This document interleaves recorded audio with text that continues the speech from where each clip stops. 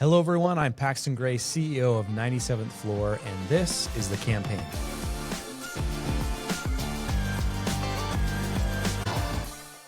The Campaign is produced by 97th Floor, a digital marketing agency designed to build world-class organic and paid channel strategies for mid-level and enterprise organizations. You can find past episodes of The Campaign on YouTube, iTunes, Spotify, and at 97thfloor.com. Today's guest is Bill Macaitis. Bill is an advisor and board member guiding aspiring unicorns and helping build innovative go-to-market strategies. Over his 20-year career, Bill has powered growth at three of the fastest ever growing companies as the CRO and CMO at Slack, the CMO at Zendesk, and the SVP of marketing at Salesforce. Bill is genuinely excited about the work he does and about sharing what he knows. He could quite literally tackle any marketing topic there is and have something new and helpful to say about it. He's a B2B SaaS expert, and today he's sharing with us 5 things that every B2B SaaS marketing leader should focus on in 2026. Lots to take away from this one. Let's get into it. All right, Bill, thank you so much for joining us today. I'm excited to talk with you. Oh, yeah. Honored to be here. Thanks for having me, Pax. So by the time this episode airs, we will be at the beginning of a new year, which means a lot of people are starting to build or starting to work on their plans for 2026. The goal for this episode today is talk about where marketers specifically in the B2B SaaS space should be thinking about, what they should be thinking about in 2026 to grow. There's a lot pivoting, a lot changing in our industry. So what would be maybe the first place you would recommend somebody look in terms of their strategy to get ahead for this new year? Yeah, I'm excited for 2026. I think it's going to be a crazy fun year, obviously with AI being everywhere. And probably the first thing I would say is just that recognize from a go-to-market and competitive standpoint that you're just going to have more and more competitors. And what that means to me is that brand is going to be that much more important. I kind of serve as an advisor and board member for a lot of AI and SaaS companies. And what I consistently hear is like, hey, we've got a really cool product. It does this. The customers tend to like it, but there's 10, 20, 50 other ones that do something similar, right? And at the end of the day, I think for a lot of B2B startups, this is a little bit different motion. Thinking about brand a lot of times was the realm of B2C. And kind of when you're coming into B2B, it's not just all about sales motions and PLG, but it's like, do people even know who you are, right? So I think there's going to be just a lot of focus on that. Or I think there should be if you want to win, right? You have to think about, awareness levels, sentiment, recall, tracking a lot of new metrics that I think a lot of B2B marketers don't always track. A lot of times it's just leads and pipe and so forth. So really tracking the right set of brand metrics, really start to invest in that, doing some advanced targeting. But I just think like brand's going to matter more. It's such a saturated, competitive field right now. And there's so much money pouring in from the VCs. And not only that, it's so much easier to create startups now. Like AI, ironically, is making it so much easier. You don't need as many people. It's so much faster to code. There's agents coming out for all these different workflows that you're just going to have a lot more competition. At the end of the day, if no one knows who you are, like it's going to be really hard to succeed. Yeah. So I'm curious how you see that developing because, as some economics tighten, attribution becomes extremely important. Yeah. Or important in the eyes of the people who are signing the checks. So how do you feel like these B2B SaaS companies should enter that conversation basically when they're being asked to really only invest in bottom funnel, invest in, dollar in, dollar out, whereas brand is, often so much awareness and trackable, very important, but can be difficult to get budget when budgets are tight.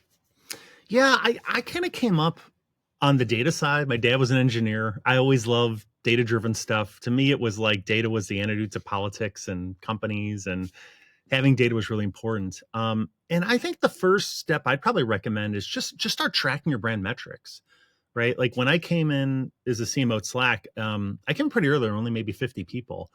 And one of the first things we did is we started tracking our brand metrics. We started tracking aided recall, unaided recall, sentiment, share voice, share conversation. And one of the first things we found out too is that it was pretty early in Slack stages that not a lot of people knew about us, right? But we could track it. And every month we ran a survey and we kind of saw exactly how much it was improving. And I would say that like just by tracking it and having a graph, that's another data point you can provide to your C-suite, to the board, to try to make arguments as to, hey, why, look, this is important, right? And I think there's a lot of other ways that you can track brand, right? So one is tracking the metrics, and then attribution, love attribution. We can geek out on that all day. But a lot of things like we did, for instance, is we would run brand campaigns, but in very specific markets. So we'd run them in, let's say, like Atlanta or Philadelphia or San Antonio. And then we'd have similar sister cities that would not get those brand campaigns. And we would measure both the lift in awareness and brand, but we'd also measure, hey, was there a lift in pipeline and new leads coming through? Average deal size, deal velocity. And what we found is that a lot of times the brand awareness campaigns also created a lot of demand, right? And when people know about you, any salesperson knows this, when you go into a company and they don't know you at all, it's one, it's demoralizing. And two, you have to start at ground zero. Okay, this is what we do. This is who we are. This is what we sell. You know, when you go into a deal and someone already knows you, has heard about you, has heard good things, like they're seeing you everywhere. They see your content. They saw your, cool customer of yours that's doing, X, Y, or Z. They're much more likely to use you. So I think like, I get that boards, I'm on boards now, right? And I get why it's very focused on, hey, let's show the immediate impact. And I think with brand, you can do that. You have to track the metrics, and you have to be a little disciplined in how you have these control groups and where you can methodically show the lift. And I think for a lot of B2B marketers, it's just been difficult because like they haven't done that, or it's just kind of like, well, it's a brand play. We don't really measure that stuff, right? So of course, like a lot of C-suite and board members are going to be very skeptical, or they're going to be worried about it because we've never had metrics to track it. That's such a great point, and one that I've never heard brought up in this debate, or I should say an argument to invest in brand, is the impact on the sales cycle. That's I think it's a really great takeaway, because you're right. If you've already won them over because the brand is so strong, they're going to close deals a lot easier. They're going to close deals a lot faster, and they're going to close them, and they're going to be bigger deals. So I think that's a fantastic takeaway for marketers in 2026. The other thing that we noticed pretty predominantly was that the markets that we invested in brand not only had an impact on the prospects, new deals coming through, but existing customers. They were much less likely to attrit. They had a higher net promoter score.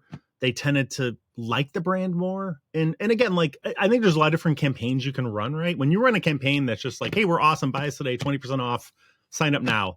Like, to me, that's a very transactional type campaign, right? But when you have a brand that kind of speaks to your values, maybe makes someone laugh or smile, like all those emotions transfer onto your company. And so there, we found that people were less likely to attrit in these areas. And so now it's like, anyone that runs a B2B SaaS business, knows that like, hey, there's multiple parts of the equation as to how fast you're going to grow. And if you're losing customers left and right because they don't like you or they're having bad experiences, well, that's an area that I think brand also has a positive impact on. So I think holistically, there's a lot of reasons why to do it. And I get it, it's hard. Brand is a long-term investment, right? But I think for 2026, it's just going to become more important. There's just going to be too many competitors out there, and you have to stand out and be differentiated. Yeah. To say, I mean, not to mention the impact on AI search and being mentioned more, like that. We're seeing that has a big impact there. And if fewer people are investing in brand, that means brand is cheaper, which means it's a better Absolutely. deal. So, okay. So invest in brand. Love that. 2026, good call to action, good part of strategy. What would be another thing that you'd recommend people focus on in the B2B SaaS space for 2026? Yeah, the next area that I'd have them focus on is to put your marketing where the eyeballs are, right? And I think there's always been a disconnect in B2B here. I think a lot of times B2B gets stuck in a really old playbook, which is like, analyst relations, let's write white papers, let's just do events, like very like traditional things, right? But I know where people spend their time now. And I think we all do, right? It's on our phones. It's on social. It's on LinkedIn. It's on TikTok. It's on Instagram. It's on YouTube. It's on X. Like, this is where the eyeballs are, right? Social, mobile, and increasingly video, right? And so I think you really have to ask yourself, like, A, is that where our marketing channels are going towards? Is that where our content efforts are going towards? Are we still writing white papers or articles and just putting them on our blog that no one really visits, right? Or are we creating shorts? Are we creating videos, right? Are we creating the content and reaching either organically or via paid bumper ads, whatever it is, right? Like, get in front of your audience. And it's another thing, like I kind of have like my career is a little unique in that I spent like half my career in B2C and then half in B2B.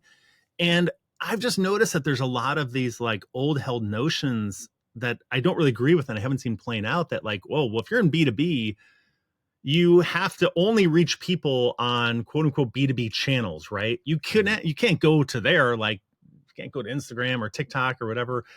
And it's really weird because I know for me, like I do a lot of content and I've had founders reach out to me and they're like, oh yeah, like from Brazil. And they're like, oh, I saw your TikTok channel. I really liked it, Bill. Or I saw you on YouTube, or I saw you on all these places where you might not go, oh, well, that's where a B2B marketer should be finding their audience, right? So I think like it's increasingly important to go where the eyeballs are. And the great news is like the targeting is becoming incredible now, right? Like, there's always been this advance towards ABM company level targeting, but we're getting it down to where you can target individuals. And if you've done your homework and hey, this is our ICP, here's the exact people that we're targeting, we have an account list, you can get crazy with the hyper targeting now on these social mobile video channels. So I think like that's a huge trend. And again, it's an untapped trend. Like you mentioned earlier, a lot of the brand channels B2B marketers don't spend time on. This is one that's kind of like got a little consumer flair. But the nice thing is like you're not going against 100 other competitors. This isn't like SEM. No one's even using SEM now with AIO. But SEM was like you'd always have like 100 competitors and you bid up and it'd be hard. And I think the very nature of just being social for B2B is different for a lot of B2B marketers. And if you're investing in video, that's another area where a lot of companies just haven't put any investment in, or it's a little scary, or it's just like, hey, this isn't a channel we've really invested in. So there's huge opportunities there for 2026. I love that. That reminds me of MailChimp back in the early 2010s. They did a lot of creative ad spend in different channels that no other B2B companies were spending. And I thought, they had some tremendous success, and it's surprising now reflecting on that more people didn't follow suit with that. I think one concern that some marketers in B2B SaaS might have, especially depending on their industry, would be, hey, listen, this is a serious product. We've got a serious buyer. I can spin up a TikTok channel, but then I'm going to be perceived as not serious. And these people are trusting me with their data or their customers' data, or I guess, what would you say to that potential objection? I totally get it. And I've heard that objection internally at a lot of the companies I've worked at. So Salesforce, Zendesk, Slack, we all started in SMB, right? And we moved slowly up to mid-market and then slowly up to enterprise. And every year there was always I don't know, Bill, like, can we create content like that makes people laugh? Or can we put it on this channel? Like, this isn't very businessy. And what we consistently found was that people are people, right? We're all people, right? We have brands we love on the consumer side, on the B2B side. And I think like I would challenge that notion, right? And I think actually falling into that notion is one of the reasons I find a lot of B2B SaaS or even AI companies struggle, is that they look and sound like everyone else, right? Like when you have 10 competitors, 20 competitors, and you all look the same, you all talk the same, you're all in the same channels. It's very difficult to stand out. And ultimately what I found is like people have a deep affinity for brands. When they love a brand, when you're unique, you talk a little different, you look a little different, you're maybe on different channels than everyone else, they notice you and they tend to love you. And when they love you, they buy more, they attrit less, faster deal cycles, like all these good SaaS, metrics that make the go-to-market engine flow so well tend to all turn really positive. So I would just I think there's like a lot of myths in B2B, it's probably like a separate podcast or video, but I feel like that's one of them, right? It's like, oh, I don't think we can do that. We have to talk in acronyms and talk boring and write white papers because that's how we like it. And I just think you need to challenge those, right? Like I haven't found that to be true at all. And to me, it's just like an old conservative risk averse type strategy. I like that. I'm curious what you think the real reason that more brands don't have that personality. Do you think it's really because of these internal objections and the marketers want to do it, but they can't get buy off? Or do you think it's because people just don't care? A sense that I get from you as you're talking is you're bringing a lot of energy, passion, you care a lot about what you're doing. Do you think that is maybe our biggest problem in the marketing space is like, do we just care enough? And if we did, could we get that buy off? But it's just like, you just don't care about this enough to actually get that buy off. Yeah, I don't know if it's don't care. I work with a lot of different SaaS and AI companies now. And what I find is that, a lot of the stuff that you want to do a more modern playbook, to do a 2026 playbook, is you have to take a different stance, a more modern approach, right? And I think for a lot of people in marketing is that, the tendency is to become risk averse, right? Because everyone else in the company has an opinion on marketing.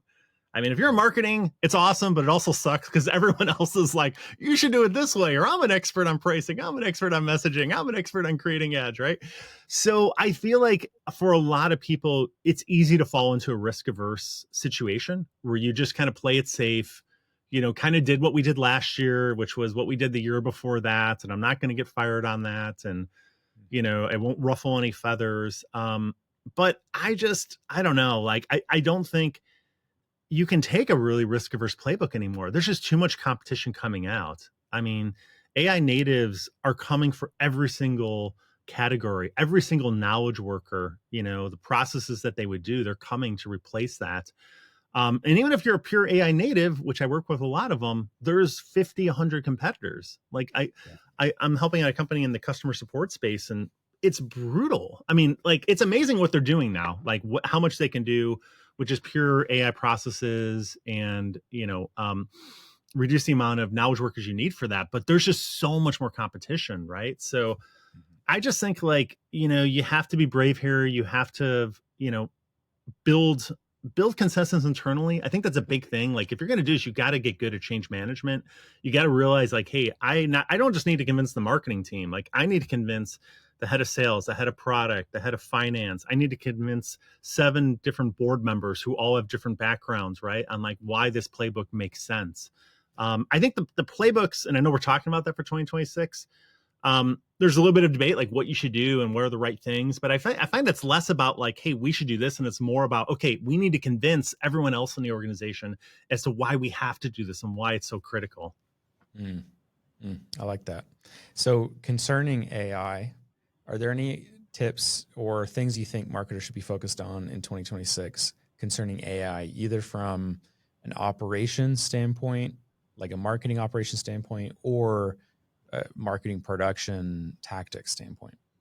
Yeah, I mean, I think first, just from like a channel standpoint, I've worked with a couple of B2B SaaS companies that have just, and a lot of other companies out there are really getting hit by their organic SEO is just diving off a cliff, right? And you mentioned it earlier, AIO, GEO, whatever you call it, is becoming so important, right? This idea that people are no longer going to search engines, they're going straight to the LLMs, where that's, Claude, Gemini, ChatGPT, and asking questions, right? And they're not linking out, or very little, right? The data shows that it's like 1 in 1,000, there's a link sent out.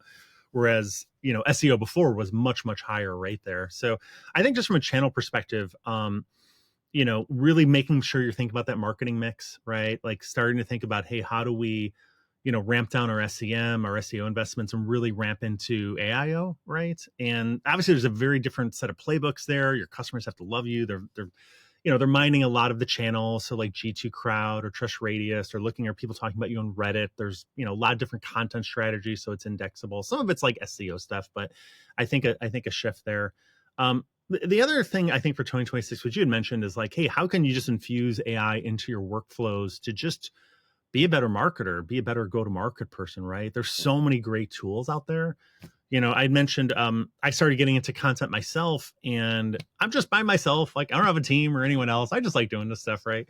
And like, content's kind of hard. And if you're doing it the old way, like, it can get very hard, very long, very expensive, especially if you're doing stuff like video. But there are so many great AI tools out there, and I use it for everything from like research for like, hey, what should the content be for this video? What should the exact title be on YouTube? The transcriptions, so I can then write articles on that, or it can automatically post articles, turning into podcasts, doing short video clips that'll just chunk a long video I did on like multi-touch attribution, which I don't know if anybody likes that. I love attribution. If you do, check it out. But, automatically make the cuts for you. Like, it's amazing, like how much more productive you can be when you really lean into it.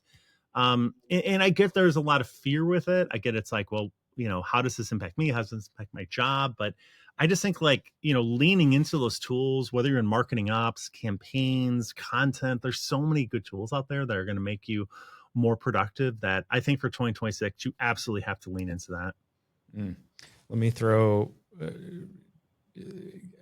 think a curveball people are going to have to deal with, and I don't think we've dealt with yet, which is the use of AI imagery on sites and in marketing materials.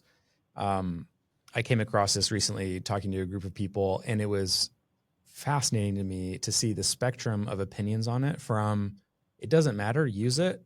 And in fact, you should use it because it shows your AI forward. And then the other end of the spectrum of this is lying. We have to disclose that this is AI. And everything in between. This makes us look cheap to use AI versus real imagery. So I'm curious, headed into 26, I think a lot more marketers are going to be having this almost moral debate about using AI imagery within marketing materials. I'm curious where you stand and if you have any of your initial maybe guidelines in approaching that. I'm very, in general, very pro-modern, pro-customer centric with my go-to-market strategies. And I just think AI is here. AI is only going to get better. Now, I get like, 2024, remember, ChatGPT's only been around for 3 years, right? So those initial images that it was creating, right? You'd sometimes see it write text and it would look like gibberish. And I think sometimes like that has an impact on your brand. But I mean, the models are improving at such a rapid rate now. And I mean, you can create infographics now. You can create amazing material, backgrounds. I don't see why you wouldn't embrace it. Now, I still think like there's that quality check lens. Like, hey, you can't just like spin it up and put it out there. Like, let's look at it.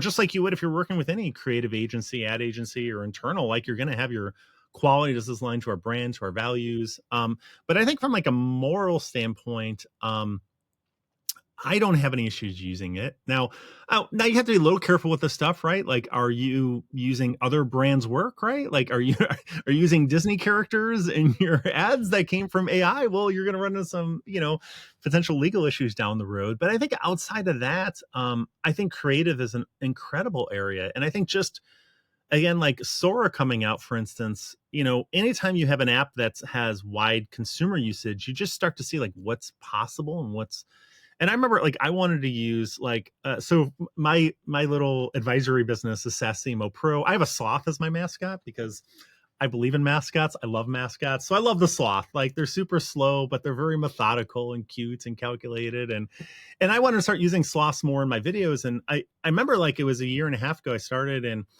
the first videos I was trying to create, I want to have like a sloth like swimming down a river or something, and it just didn't look good. It was like, I can't use this, right? It's just, it doesn't hit the quality bar. But God, now it's like just the lighting, the amount of data. It's just like what they're working with. It's just such a higher quality. And again, we're talking about 2026, right? So at some point it passes that bar where like there's the quality bar is there. It's better than what you could create internally. It's faster, it's cheaper. Like, you kind of have to lean into it. If you don't, I think what will happen is, again, your competitors or just someone else on the marketing team will have leaned into it. And by the time you lean into it, you're not even familiar with the tools or the technologies to do it. And, you get replaced by someone that is. So I think like you have to lean into it. Yeah. Tell me if this sort of litmus test works for you, and your opinion on it is. It's about the outcome, and if the outcome is the perception of my brand is improved, the user experience is improved, and I'm not crossing some sort of legal, ethical boundary, then it's go for it. Yeah. That's what matters most, rather than whether it was actually photographed or AI generated. Would you say that's accurate, like a good litmus test? Absolutely. I think that's a great, like, to me, again, I'm very customer centric. I always think what is the experience that our users are having, our customers. Ultimately, like, I think like people say, what is a brand? A brand to me is just every little micro experience they have. And if it's a good outcome, if it's a positive experience that they're having, then that's great. Right. And I think that's a really simple litmus test. I like that one, Pax. Yeah. All right. I think depending on how you slice it, we're at about 4 tips for 2026. Do you have another for where, like, what marketers should be thinking about as they prepare their plan for this year? Yeah, I think a big one for 2026 is to maybe reinvestigate your pricing models. So what you're seeing now is a huge shift in B2B SaaS away from per user to usage based. In a lot of cases, this is token based. In some cases, this is outcome based. Excuse me. So, for instance, I mentioned I'm working, in the customer support space for AI. A lot of those have shifted away from per user to outcome based, right? So, hey, each ticket costs $1 to get resolved, right? Or 10 cents or 50 cents, whatever it is. Very different model than, per user. As each user becomes super more productive, it makes less sense to be pricing your software on per user. So just as I think there was like a massive tidal wave shift from on-prem software to cloud software, and a lot of software companies had to make that kind of painful switch, and it was hard, but at some point they did it. I think a lot of them are going to have to rethink about like just how are they pricing, outcome-based pricing, usage-based pricing, per user pricing. In my experience, pricing is one of those huge levers, not just from a monetization standpoint, but also from a brand and growth standpoint. I also think for 2026, I really encourage more companies to explore more freemium models. I did like a 60-minute video just on freemium because that's how much of a nerd I am, but I love this stuff. And I think a lot of times like the freemium debate gets kind of get caught up into just the financial side, like, oh, well, users have a cost and free users we're subsidizing and we have to pay bandwidth and support costs. But what I found is, again, in this new reality where you have 20, 50, 100 competitors, like just getting people that know about what you do is really important. And what I always thought about free users when I worked at Slack and Zendesk was that, hey, like every free user is a person on my marketing team. When I have 1,000 free users, I have 1,000-person marketing team. It's like I had like 5 million marketing team. They were out there just talking about the product, spreading it, educating people, bringing it into new organizations. And, I think sometimes you have to look at the big picture here. Like there is a lot of unit economics, and yes, some of those free will convert, but some of them won't. And I was like, why would you fire all these free marketers, right? Like keep them on because they have a huge impact on your growth, on your brand. So I think just even like the pricing models is going to make a big difference. And I think that also kind of leads into just like these different types of go-to-market models, right? Like really embracing product-led growth, which has like a freemium element, a self-serve, or for mid-market, I see a big change for 2026 is going to be more product-led sales. So that's that idea of like, hey, you get most of your leads come in, they start using the software, maybe it's for free, whatever version, but then you layer in a sales team on top and you kind of mine not just marketing qualified leads, but product qualified leads. Like, hey, these people are in the product, they're from this company. What's the firmographic? You have like a lead score, product qualified lead score. And then the sales team goes in and tries to sell those people, which is kind of a different model than the old outbound, top down, wall to wall type sale, long deal cycle. So I think the, this whole pricing model, freemium, and then leaning into a little bit like the product led sales are going to be really big in 2026 as well.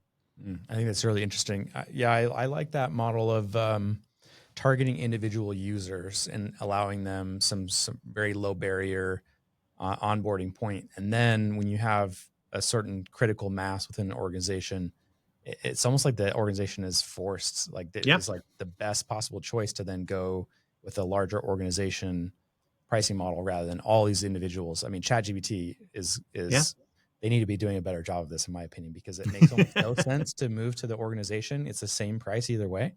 But if they came back and said, hey, listen, you do this, we'll give you a bit of a discount, and there's all these additional features, I would do that in a heartbeat. I'd almost be forced to. Like, I'd be super absolutely. Yeah, and that's what we found at Slack was we had a very intentional strategy of not differentiating it based off features, but we differentiated based off enterprise requirements. And what I mean by that is when you're an enterprise, you need single sign-on. you need compliance exports, you need provisioning and deprovisioning of users, right? You can't have like someone on Slack and then they get fired or leave the company and they're still on Slack. Like that's a massive risk, right? You need provisioning and deprovisioning of users. You want to have consolidated billing, you want to have all these additional security features, right? Those weren't really user level features, but they were things like you needed as an enterprise. And so I think it's kind of like an advanced pricing and packaging like tactic, but it's to really think about like, how do we get our hands into as many people as possible? And then how do we use these enterprise requirements to get them to go on to the enterprise plan? And the nice thing too, is if you're a salesperson, I think a lot of salespeople are a little hesitant on like PLG or freemium models. And I'll say this, like I've done sales, I've run sales teams. It is a heck of a lot easier to sell a company that is already using your product than one that has never heard about you and has never used you once, right? You can always mine the existing users that use your product at that company and they become evangelists. They help you out. They're like, oh, you want to talk to Joe? He's in procurement. Yeah, I can help set up a meeting there. Or like, oh my God, I love this. Like you got to get us on this plan or whatever it is. Like it's such an easier sale. And that's, I think that a lot of companies are starting to realize like it's a different playbook, but it's a really powerful playbook. I love that take. I think that re-examining kind of the entry into these organizations is something that a lot of B2B SaaS companies should be reevaluating. To end, I'm gonna get your take on this, and this is I think it's a view that's brought up a lot in the B2B SaaS space, particularly among a lot of the AI gurus, quote unquote. And I think it's a take that's somewhat naive in my opinion, especially within the time frame of 2026. Maybe it's more valid as you extend beyond that. Who knows at this point? But a lot of people are, espousing, AI is going to be the end of SaaS. No longer do these organizations need to go and have, purchase software with a couple prompts and some revisions. They can build whatever they want. Again, I think we're nowhere near that, especially depending on what like SaaS business you're talking about. But I love, as someone who's in it so often and with so many different organizations, I'd love to hear your kind of take on that. Yeah, so I would agree with you. I don't want to say naive. That sounds a little harsh, but yeah, it's I have large doubts that the LLMs will be able to create verticalized and specialized software super easily. I think it's really hard, and not only that, I think it's really hard internally just to build all your own software. And I know this because I've been doing this for 30 years, and I was part of some companies that had really ambitious internal development teams that were like, oh, we can build that web analytics. Yeah, we'll build you a system that will track everything. And they did, and it kind of sucked. And then they moved on to something else, and then we had to maintain it and improve it. And it was so far behind, and it was this legacy piece. And I've seen that time and time again where I think companies, it sounds great in theory, like building all your own internal tools and processes, but these are hard, right? And I think it's going to be hard for just the general LLMs, like the big eight, to really do that. That being said, I think and you see it, like the VCs are funding thousands and thousands of companies that are building AI native software to build the workflows and processes for every single element of a knowledge worker, right? And I think that's where it's going to happen, because I think you really have to have specific knowledge on, what an ad specialist does, what a web analyst does, what a PMM does, right? And what are the processes and workflows, and how do you build it in, and what are the feedback loops and the data, proprietary data in a lot of cases that you're using. So, yeah, I think that, like, now is SaaS dead? I don't know. Like the old model of, we're going to do outbound, we're going to have a massive sales team, we're going to have a really big organization. I feel like those days are going, right? And again, what I just see is that, and this is just like real life experience, I see so many new AI natives that are coming out that can build their companies at a fraction of what it costs. There's a whole like lean startup motion, and there's literally like leaderboards of, hey, we got this ARR with this many people, right? And it's like 1/100th of a lot of the typical old SaaS companies and their models. And so I do think like these SaaS companies are going to come with a reckoning of like, hey, how do we start competing when These guys are doing it at 1/100th the price. Maybe they're even offering outcome-based pricing, right? They're like, we only get paid if you guys hit this revenue or lower the amount of tickets, whatever it is, right? Like that is coming. And I don't know how quickly that will be, 2026, 2027, 2028. But I do think like fundamentally, if you're part of a SaaS company, you absolutely need to re-examine your go-to-market. How do we be more efficient? How do we use these AI tools? Re-examine our pricing, re-examine, do we even have a brand? Are we measuring it? Because like they're coming. They are absolutely coming. I see them at the seed level, the Series A level. There's so much funding. I'm working with them. They're smart. Like this is a huge tidal wave that's coming right now. I'd love to end. Where should people go? Because I think you've got a ton of great content that I think our audience would really enjoy. So where can they find you? Where would we send them? Yeah, best place. I'm on most of the channels, but really like most of my content is on YouTube right now. So if you like this stuff, go to SaaS CMO Pro or just search that on YouTube. I've got my own channel there, and I do deep dives on everything from branding to product-led sales, the attribution to just managing change management within a company. I love this stuff. I just feel like when I was going through, there weren't as many resources out there. So it's all free. It's just something that I just kind of want to give back and help out other marketers and sales leaders that are kind of going through this. Cool. Okay, great. We'll make sure there's a link to that in our show notes. Bill, thank you so much for joining. Thanks for bringing your passion and energy to this and to the industry. It's been a pleasure talking with you. Oh, likewise, Pax. Hey, love the questions, love the conversation. Thanks again for having me. That's it for today, everybody. If you enjoyed this episode, please consider leaving us a 5-star rating and subscribe so you don't miss future episodes. Big thank you to Bill Macaitis for joining us today. You can find him on LinkedIn and on his YouTube channel, SaaS CMO Pro, where Bill shares what he knows about how to grow and scale startups. You can find his channel linked in the show notes. You can also find past episodes of the campaign and examples of our work at 97thfloor.com. You can also learn more about the agency and get in touch with a marketing specialist if you want support for your own marketing campaigns. That's it for now. Thank you for listening, and we'll see you back here. Until then, keep innovating, keep converting.